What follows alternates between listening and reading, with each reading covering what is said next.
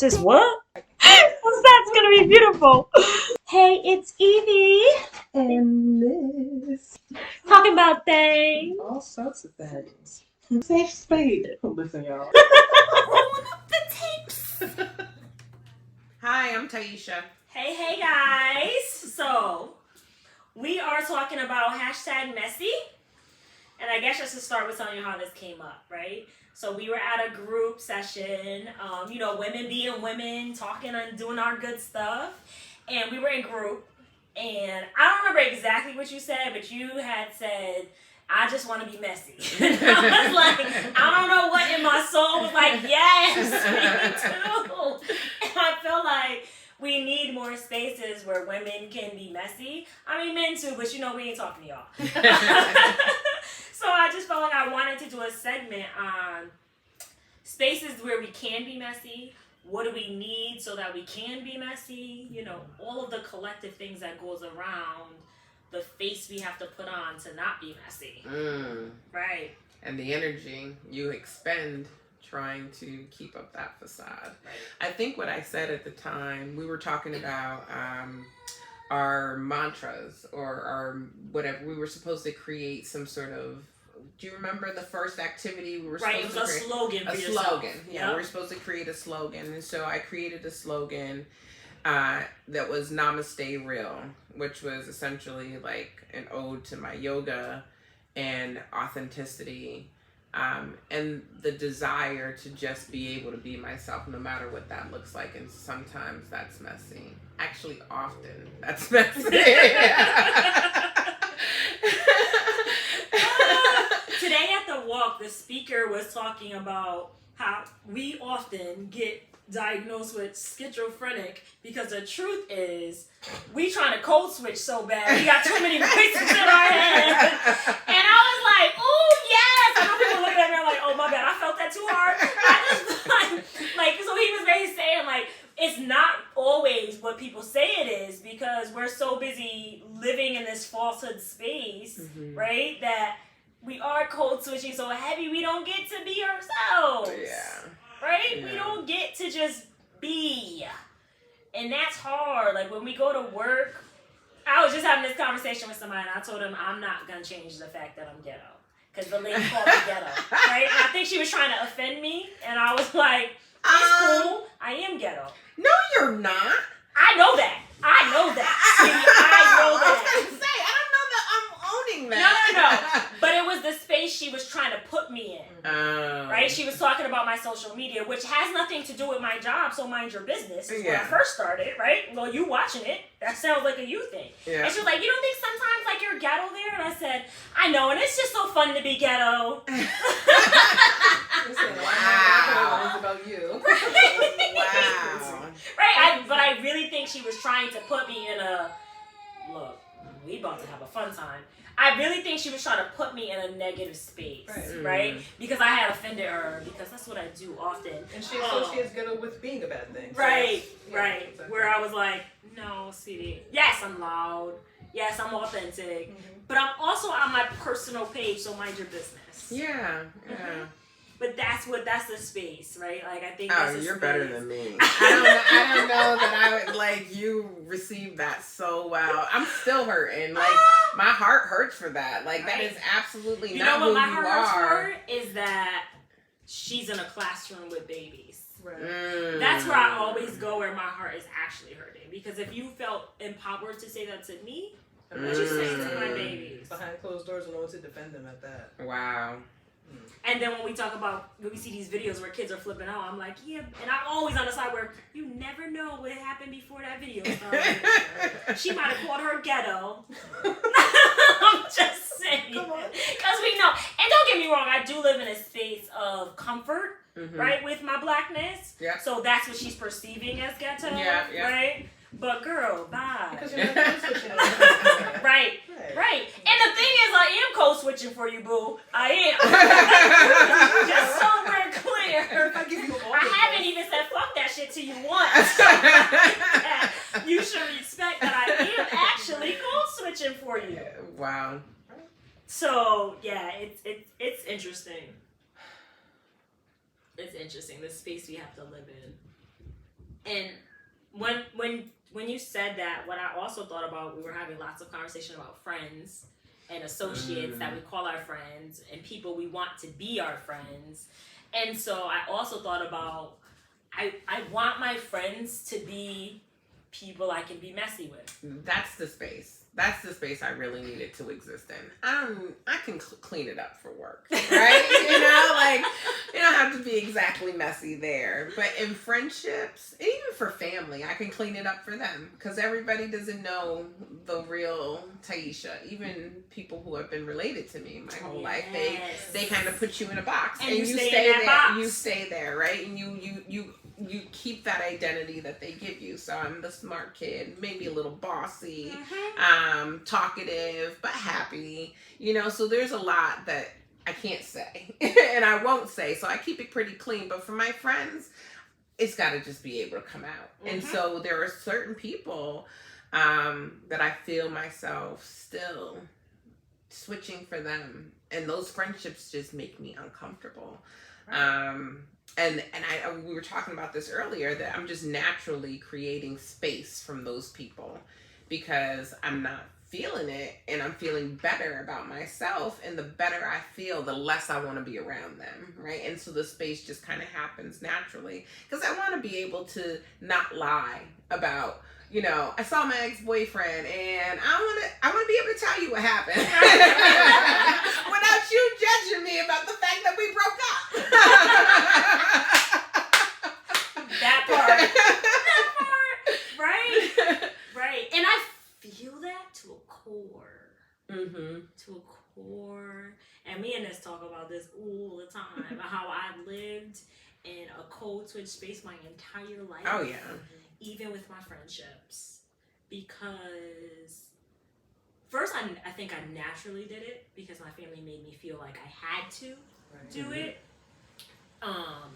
But I do think I got into this space where I became the person people looked at for certain things or to act a certain way because, right, people still to this day like tag me in certain posts that they want my opinion on because they just expect me, especially when it comes to African history, because they see me in that space all the time, right? Because I ain't gonna pretend I fight for Black lives all the time, and so because I put myself in that space, that's the space they think I live in. Yeah. So I remember me doing a post, and today's the 1 year thing of it because it came in my Facebook memories. And in it, I'm talking about Black men, how we need to love on Black men, love on Black men. I said, but I ain't talking about you half-breeds, deadbeats. I was talking about fathers. I said, you know, we don't care about you. I said, but those Black men, those real Black men, we love you.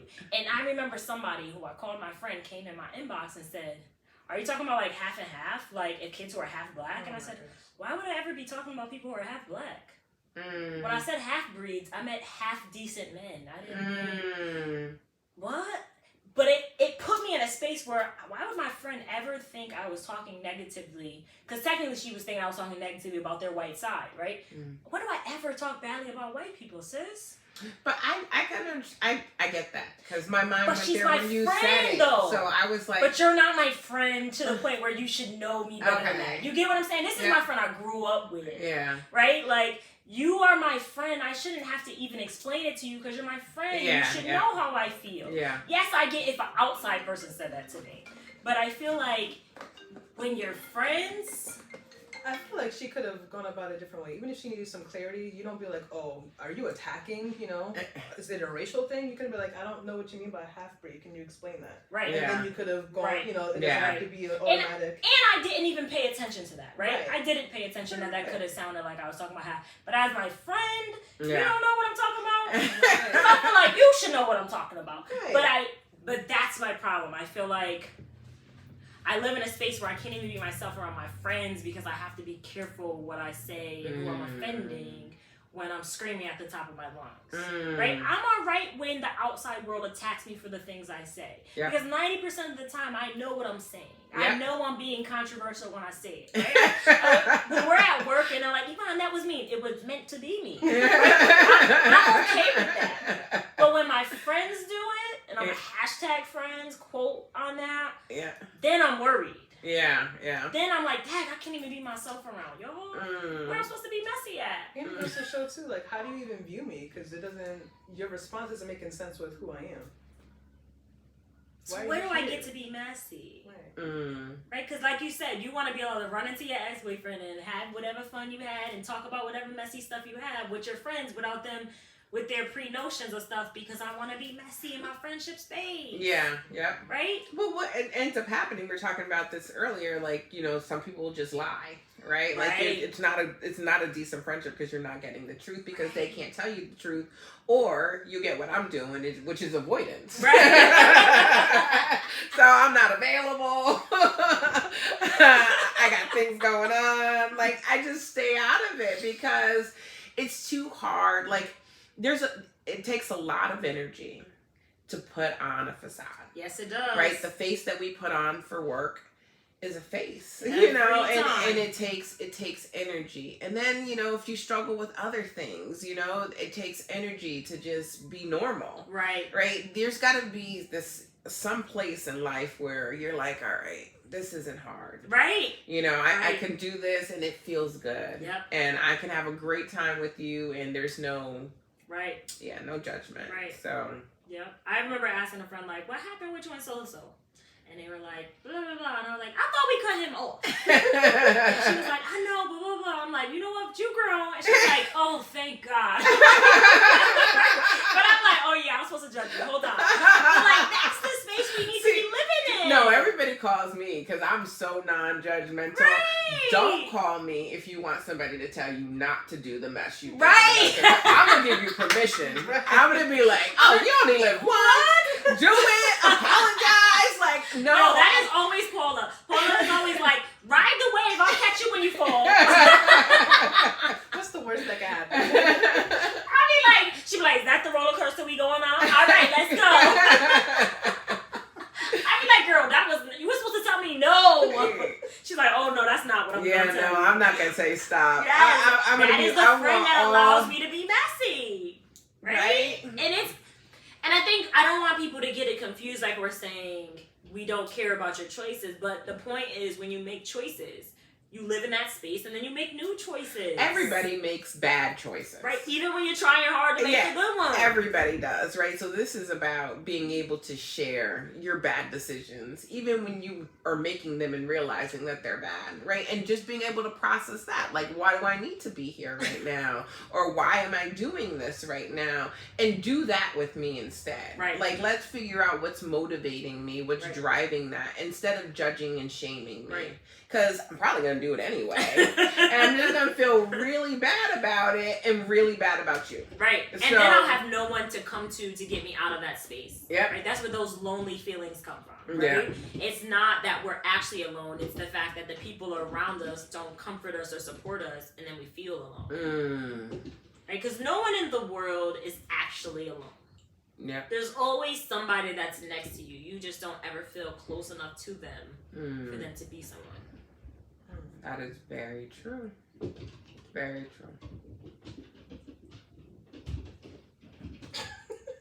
Yeah, that's. I don't know what's where. I need my garage to be done. When I see the wood in there, I'm like, this is not supposed to be in here today because this right here. What are it's we real. Even doing? What are we even doing? Like, I always try to what are we even doing? And we have it outside. Just go out there and do that stuff. You would never be around with grandma. She'd have whooped you already. Gosh. But yeah, so like that space of lonely only happens because no one allows us to be ourselves. You're always schizophrenic in your head. Yeah. Well, that's why I'm just probably part of the reason why we were talking earlier about the fact that I go to a particular restaurant. I don't want to advertise. I don't know if that's... you're not getting ad dollars from them, so I'm not giving them that. Like, they're going to have to pay you for that. But I go to this one particular restaurant that I love. Love. I just love being there. I love the environment. And part of what I love about it is I could just chat with anybody and everybody is so open. Like, I talked to a woman on Friday. We're talking about menopause. I never met her. I know everything about her cycle, about when it ended. We went in with a total stranger, right? Like, and I feel like sometimes with girlfriends, you don't even get to do that. Like, but you could do that with a stranger. Like, it's about finding your people. Yeah. Right? I think with girlfriends, though, you usually meet people in a certain atmosphere, and then it sticks, and then that's who you have to be where you're at. See, my closest friendships were childhood. Right. So I've known them. To me, that made it more. I'll see. Those are my secure ones. Right.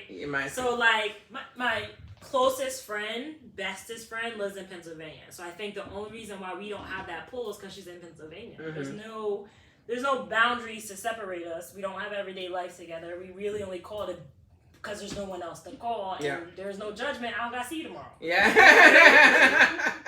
But I do think some of the friends that I grew up with, especially for me, because my childhood was very trauma, right? So I think some of the friends I grew up with, I attached to through the trauma, and they expected me to be that person, right? Like I had somebody who said, we were like reminiscing, and they were talking about how mean I was, right?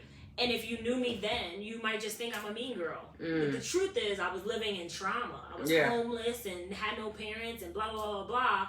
So I was mean. I was. I'm not her anymore. Yeah. Do I still openly tell you the honest to God truth? I do. But I do it with a caring heart now. It's different. Yeah. Right? Yeah. But if you don't know that, you automatically perceive me in that way. Yeah. So that's what I mean by like, sometimes when we have friends that we've had all our lives, sometimes that hinders you from growth because they expect you to be a person, and then when you try to grow, it's weird for them. Yeah, I get that. I can understand that. I will say that because my best friends will probably kill me if I don't clarify this. My two closest girlfriends that I've known the longest, these are 35-year relationships, and there's no weirdness with them. I can tell them everything.